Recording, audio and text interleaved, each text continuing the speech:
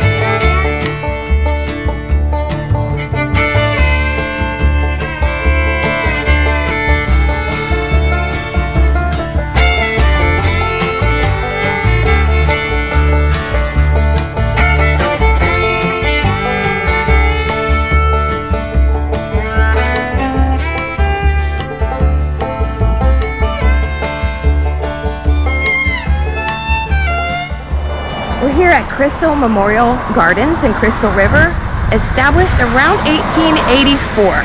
This is an African American cemetery. Let's go in and see what we can see.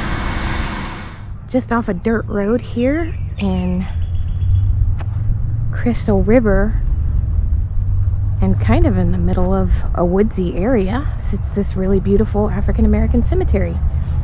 And there's something going on here today. There's a whole group of people over there with a little tent, and I don't know what they're doing, but I'm gonna find out. Here we are again. We're seeing these sort of capsule burials, very common in African American cemeteries. And it's actually quite beautiful. Where it is, it's off the main road, so it's nice and quiet and peaceful. It looks good size, probably 1,000 burials here. Maybe just over. And looks pretty cool from what I can see. Here are the banners that we often see in African American cemeteries that I think it's just really cool.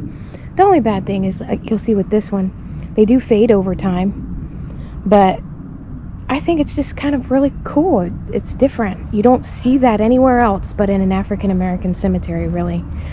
So, very, very nice. Here's some old ones. Let's look.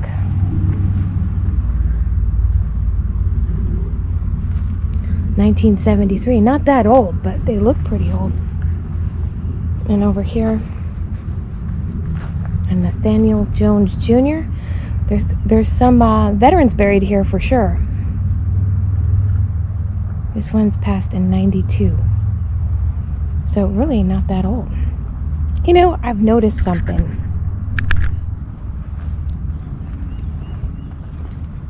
That on a lot of headstones, and I don't know if it's just me because I'm noticing it, and it probably is.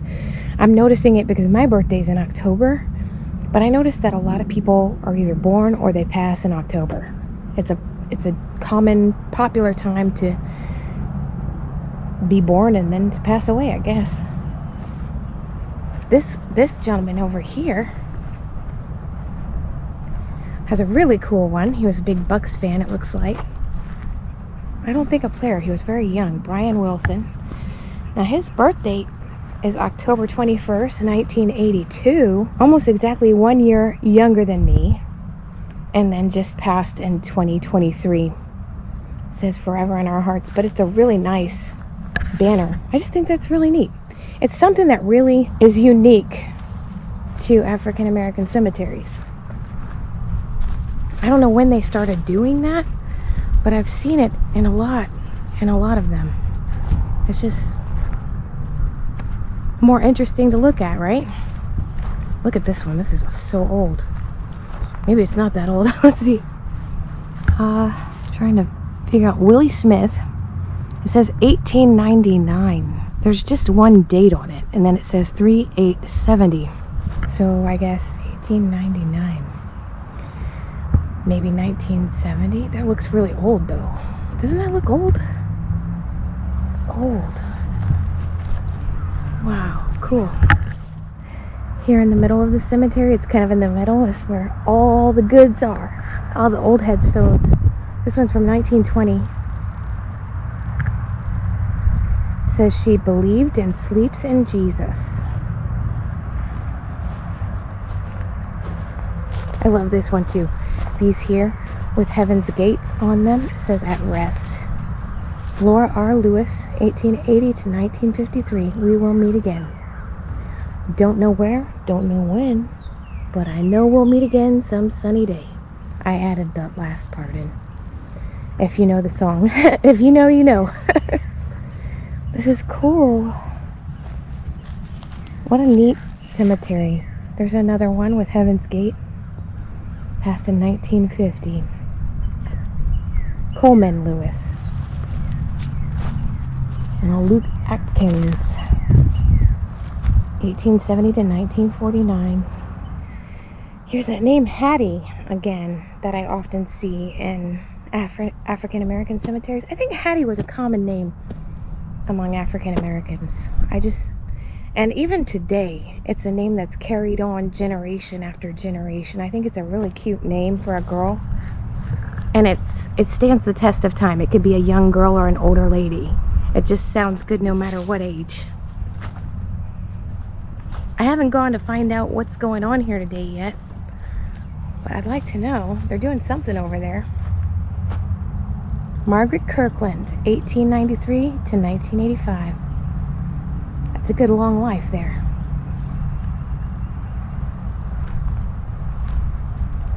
There's Randall taking a walk around.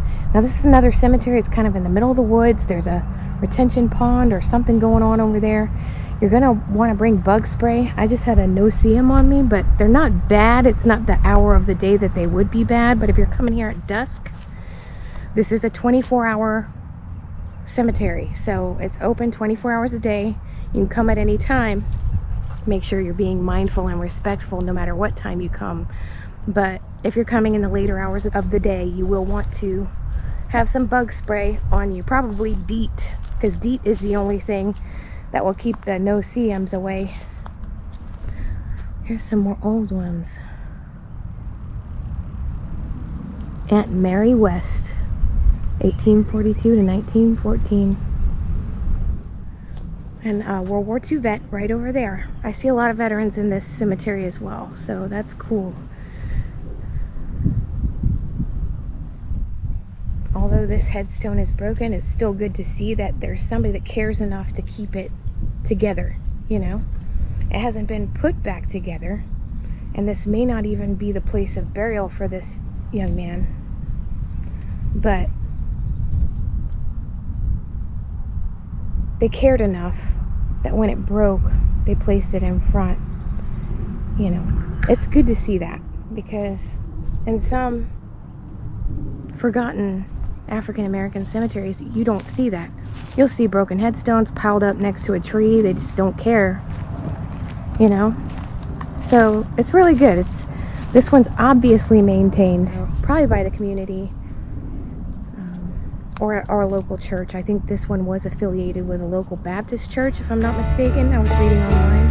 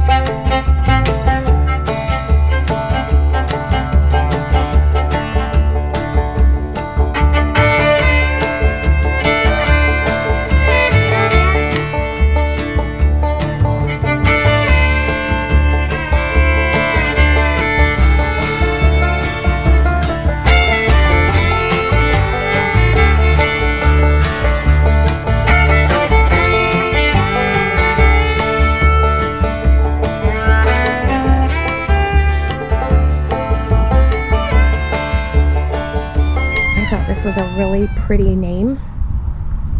Taylin Quinn Smith. Looks like it was a baby. December 27th, 2017. Taylin Quinn. That's pretty. Like I said, man, I wish I'd have been doing this years ago when I had my kids. Maybe I could have come up with some, you know, cooler names. I mean, they have pretty cool names. My son's name is Ashton Riley, and my daughter's name is Presley Jane. So I think I did pretty good. Some of these names, I'm like, dang it. Or I should have had more kids. Then I gotta use some of these names.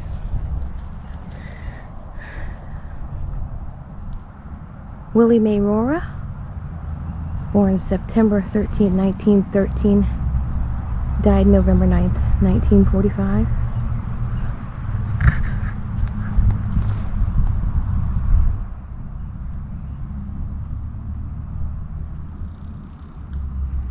This one's interesting. Past September 1942. Has scripture at the bottom. The Lord is my shepherd, I shall not want.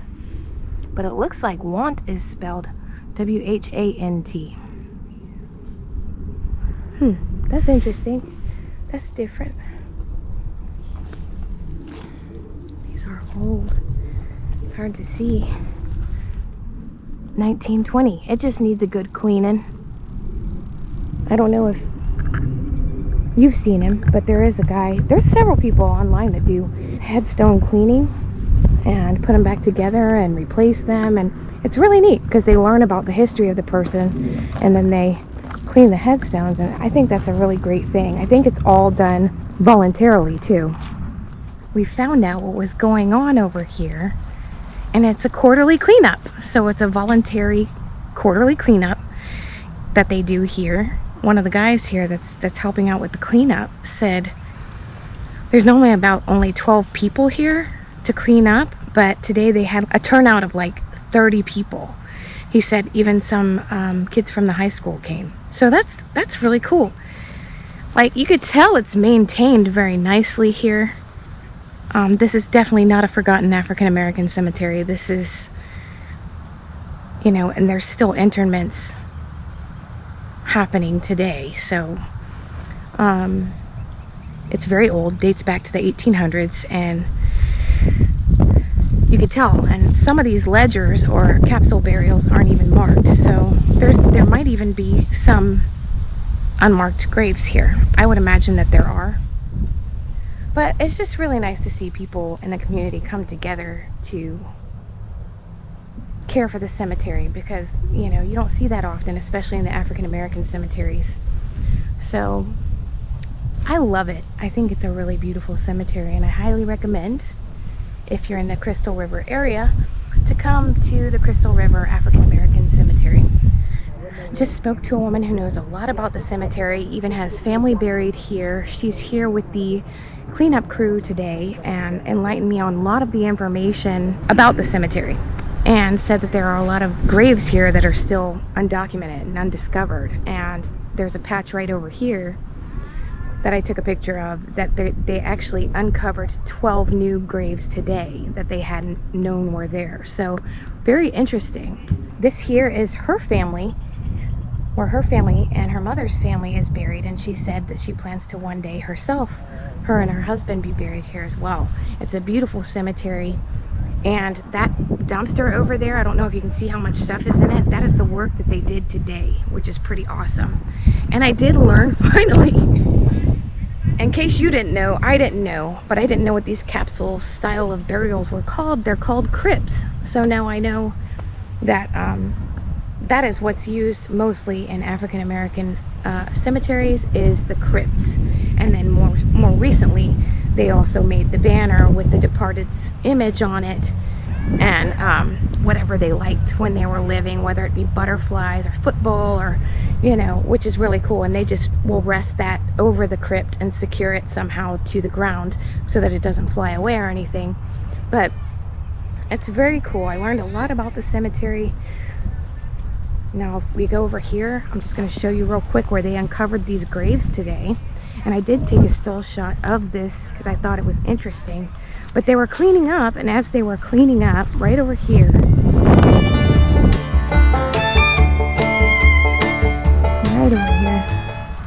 Right in this area, they discovered that there were about 12 more graves that are undocumented and or unmarked. So they're working right now to recover all of the graves here that are unmarked and hopefully mark them. They're looking into getting ground penetrating radar services to come over here, and they're also trying right now to have this cemetery on the Historic Places Registry to register it as a historic cemetery, which it is. And she said there's a lot of very important people buried here. So I really enjoyed it. She was super kind to give me so much history on it. It really is a beautiful cemetery. We're headed out of the cemetery now. I'm going to hit another one while we're here.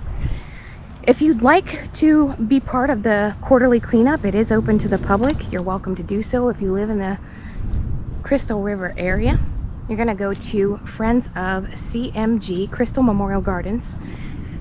And it's the group that comes here and cleans up quarterly. So you'll also learn a lot about the history of the cemetery by going to that website. So friendsofcmg.com, and I'll see you at the next one.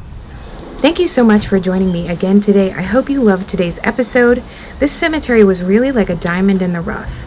Normally when we visit African American cemeteries, they're not the most maintained. Now recently we went to the Spring Hill Cemetery and it was really beautiful and very well kept. And we weren't expecting that either. There was some trash along the walkway, the path to get to the cemetery, but as far as getting into the cemetery, it was very well kept and just beautiful. And it was the same thing here.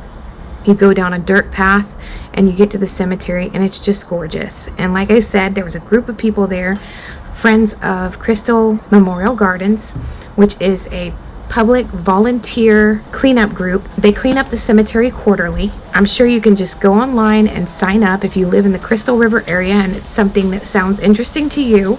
They actually did a lot the day we were there. We were there in the afternoon. It was like early afternoon, so they had already been there early in the morning doing a lot of cleanup. The lady that I spoke with there, she's actually the president and CEO, I believe, of Friends of Crystal Memory Gardens. Her name was Andrea. So she was super kind to give me so much information and history on Crystal Memorial Gardens. And they're doing a lot of work right now to uncover the remains of the bodies that are still there and unmarked. So they're going to work on getting some ground penetrating radar to come in and identify where these graves are so that they could go ahead and somehow mark them and document them. Because there's still a lot of undocumented burials. It goes all the way back to 1884. Back when the cemetery first opened up, it was actually called Crystal River African American Memorial Gardens, but it later became the Crystal Memory Gardens. It's more incorporated and all-inclusive rather than it being a segregated African American cemetery. There are some Anglo-Saxons buried there, and they are still entering at Crystal Memory Gardens. Even Andrea herself said she wanted to be buried there one day alongside her family. I think that's awesome. She also enlightened me on the crypt situation. So when I call those capsule style burials, which they look like a capsule or something to me, they have little handles. It looks like it's a big concrete slab on top usually, and I couldn't find the proper name for it. But I think when she said that it was a crypt, I actually went back in my memory and I'm like, I think I remember reading about that or something online. You might find in my earlier African American videos that I did find out it was called a crypt, but I kind of just forgot. I kind of like the capsule better. It doesn't sound as cryptic. The difference between a crypt and a regular burial is a regular burial is actually about 6 feet deep. In some cases it's give or take a couple of feet. It's not always 6 feet deep, but it's a lot deeper, and the vault that the coffin goes into is actually smaller than what a crypt would be. When you have a crypt burial, it's not as far below the surface, so you're looking at like maybe 3 feet beneath the surface, as opposed to a traditional burial's 5 or 6 feet, and it can have multiple inserts. So the marble construct, it's usually marble or some kind of really hard mineral stone that it's made of, and the marble construct of it is actually prepared long before you go. You know, you pay for a space, they create this marble crypt for you and your loved one, you and a wife, you and a brother, maybe even an entire family, to be buried there in that crypt. And then you're laid to rest there in the crypt. It's then covered with dirt and sod, and then they make that large slab of concrete to put on top. Now, once the concrete is laid down, you can do whatever you want. A lot of people paint it different colors, as you can see. They'll put those banners on there and lay the banners across with the departed's image, or a picture of the departed and their wife, husband, or a favorite football team, or just anything that they liked in life, which is pretty cool too. It's very common in the African American cemeteries to be laid to rest in a crypt. And now that I know more about it, oh, and the crypts also have like a drainage operation that comes out the back. The drainage tube keeps the inside of the crypt dry from the outside elements, so it stays dry and clean from outside elements. So now that I know that that's what that is, I think out of traditional burial and crypt burial, I think I would choose a crypt too. I mean, if I were going to be buried. But I'm going to be cremated, you know? So, but if I were going to be buried, I mean, the crypt is the way to go for me. I mean, you're not as far under the ground. There's the drainage thing to keep it dry and clean from the elements. And the concrete slab looks pretty cool, you know, especially when people paint it and decorate it and stuff. So, I don't know. I just wanted to enlighten you on that if you didn't already know. It is called a crypt. It's very common in African American cemeteries. If you haven't already, remember to like, subscribe, and share the video, and I'll see you next time.